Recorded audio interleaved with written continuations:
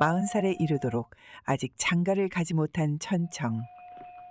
어릴 적부터 고아였던지라 키워준 양금산의 집에서 머슴을 살았습니다.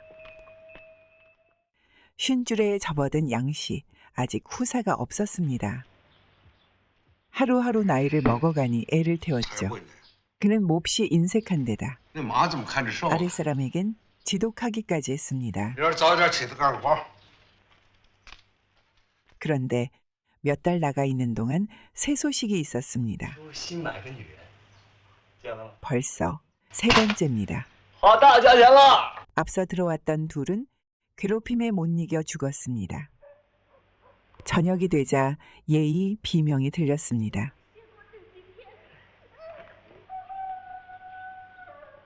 새로운 여인은 국두라고 했는데 아주 미인으로 보였죠. 노총각 불같은 호기심을 이기지 못했습니다.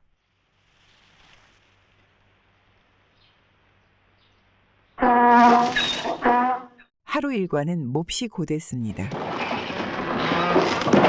구두쇠인 양씨는 일꾼을 많이 쓰질 않았죠. 할 수 없이 안방으로 갔지만 아침일이 생각나는 바람에 천청 얼굴이 붉어졌습니다. 일감은 끊임없이 밀려들었고 양씨 욕심은 끝이 없었습니다.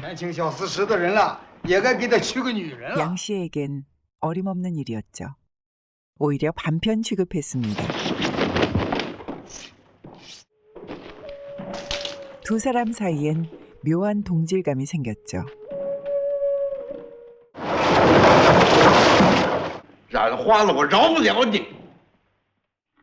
대충 일이 끝나면 뒤처리는 천청의 몫이었습니다.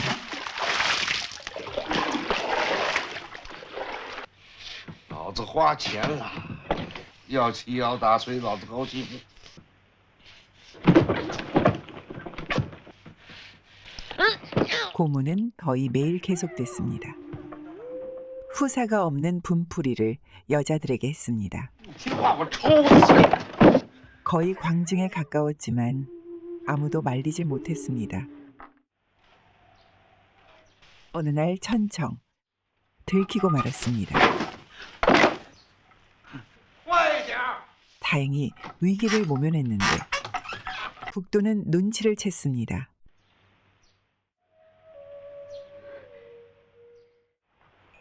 곶감을 팔러 갔다 오는 길이었습니다.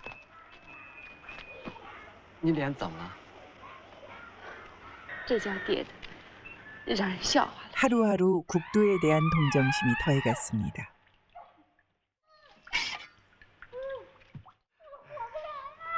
해도 너무한다 싶었죠. 그러나 막상 용기가 없었습니다.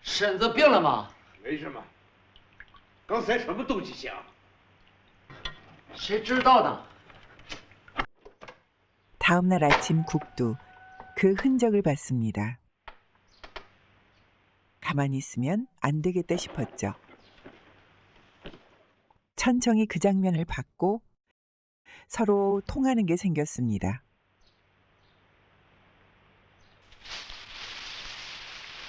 그녀 구멍을 막으려다 생각이 바뀌었습니다. 어차피 팔려온 몸이었고 양씨를 사랑하는 마음은 손톱만큼도 없었습니다. 그녀도 이제 생각이 많아졌습니다. 잠시 후 마구간에서 기척이 들렸고 국두는 결심했습니다. 양씨와 이대로 살 순 없었죠. 그래도 한없이 서글펐습니다.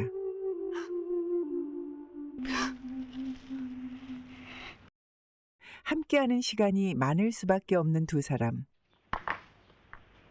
你叔他迟早杀了我，我也不指望活了。我叔他脾气不好，东西他有病，他不行了他就往死里折腾我。 천청도 그런 사정을 모를 리가 없습니다.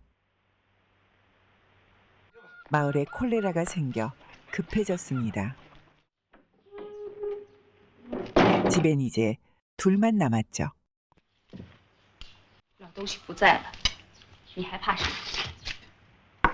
你就是个木头， 천청을 잔뜩 도발해 놓은 국두. 그런데 고민만 잔뜩 하다 돌아갔습니다. 어렵게 용기를 냈는데 이 남자 문까지 걸어놨습니다. 你怕什么？你也是个无耻高的汉子。你看婶子像狼不？让老东西死去。 아무리 유혹해도 두려움 때문에 용기를 내지 못하다. 给你留着。 그 말에 발동이 걸렸습니다.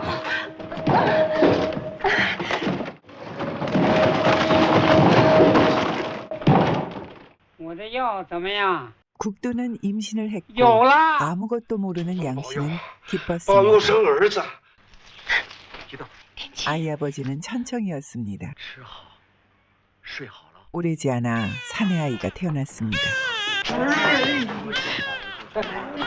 집안엔 경사가 낮고 천백은 무럭무럭 자랐습니다.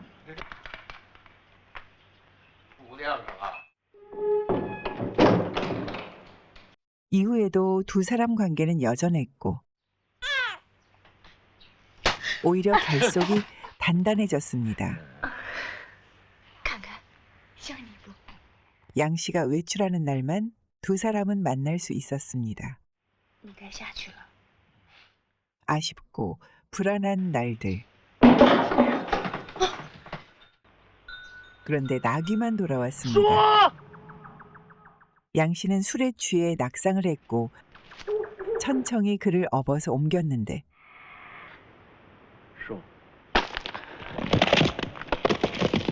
엄습하는 욕망으로 몸을 떨었습니다.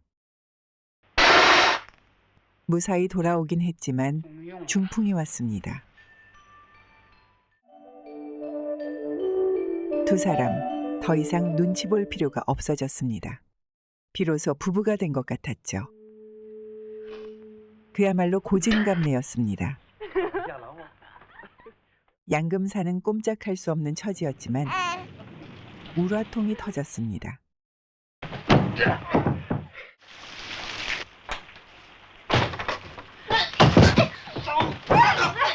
쇠약해진 육신은 국두마저 당해내지 못했습니다.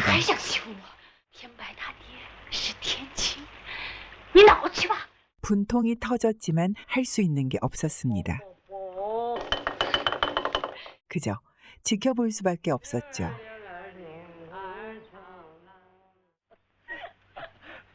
몹시 분했습니다.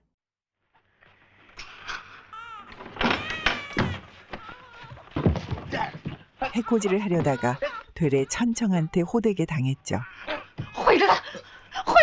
하지만 천청 그만큼 모질지 못했습니다. 양 씨에겐 치욕의 날들이었습니다. 결국 물통 안에 감금됐습니다. 하지만 사람들 누구도 의심하지 않았습니다. 오히려 병보안을 잘한다고 칭찬이 자자했습니다. 양 씨로선 속이 뒤집어질 노릇입니다. 또 벌을 받았습니다.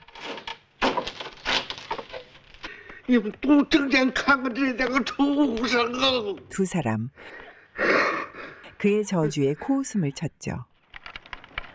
아이는 무럭무럭 자라났는데 어찌된 일인지 말을 하지 않아 걱정이 됐죠. 두 사람 사이는 여전히 좋았습니다. 반면 양 씨는 하루하루가 지옥 같았는데 천백을 원수의 자식이라 생각했습니다. 한편 국두는 또 임신을 해 걱정이었습니다. 뭔가 일을 벌일 기세였는데 그는 감격했습니다.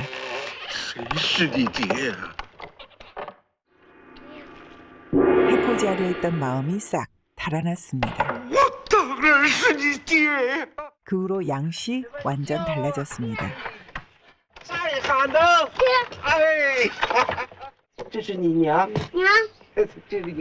두 사람의 앞날에 먹구름이 드리워졌습니다. 임신한 아이도 걱정이었죠.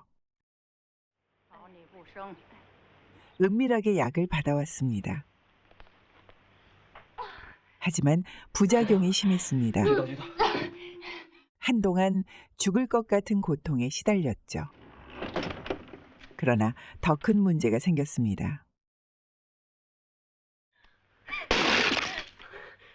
날로 국두의 고통은 커져만 갔고 눈물 어린 호소도 소용이 없었습니다. 그저 닥쳐올 운명을 기다리는 게 다였습니다. 하지만 죽으란 법은 없었습니다. 의원은 더 이상 임신할 수 없는 몸이 됐다고 했습니다.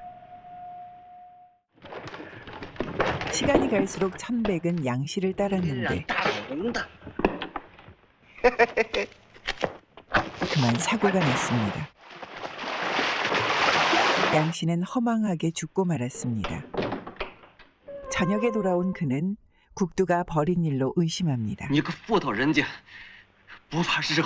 그 일로 한참을 다퉜고 은근히 그녀를 겁내기까지 합니다. 국두는 분통이 터졌죠. 이후 두 사람의 뜻대로는 되지 않았습니다. 국두의 재간은 허용되지 않았고 천청은 집에서 쫓겨나 만나기가 더 어려워졌습니다.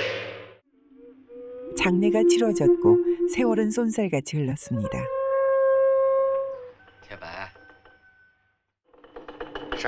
천백은 두 사람 사이를 수상쩍게 바라봤고 조심해야만 했습니다.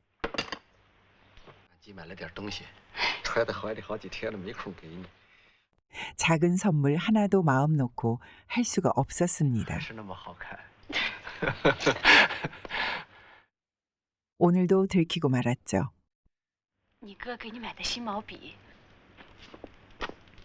천백은 아직도 양 씨를 아버지로 믿었습니다. 아들과 마을 사람들 모두를 조심해야만 했습니다. 아무리 조심을 해도 소문은 점점 퍼져나갔습니다. 천백도 소문을 듣고 분노했습니다. 놓치고는 씩씩대며 들어왔죠. 넘어지는 바람에 손에선 피가 났고 불같이 화를 냈습니다.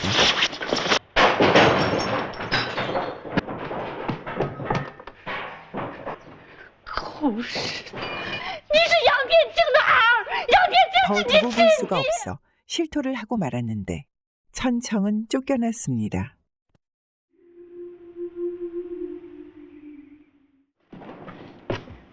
따로 만나기는 어려워졌습니다.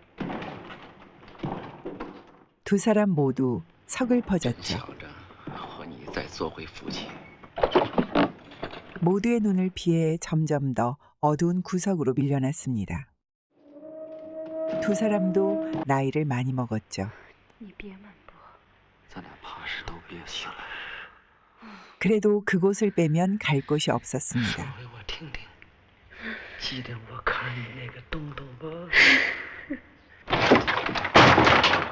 온 집안을 구석구석 뒤지던 천백. 기어코 찾아냈습니다. 한사코 두 사람을 떼어냈죠. 천백은 양 씨를 자상한 아버지로 기억했고 복수를 하고 싶어 했습니다. 그녀는 미친 듯 절규했지만 천백에게는 들리지 않았습니다. 천청은 허망하게 세상을 떴고 그 뒤를 국두가 따랐습니다. 돈에 팔려와 모진고초를 겪어야만 했던 국두.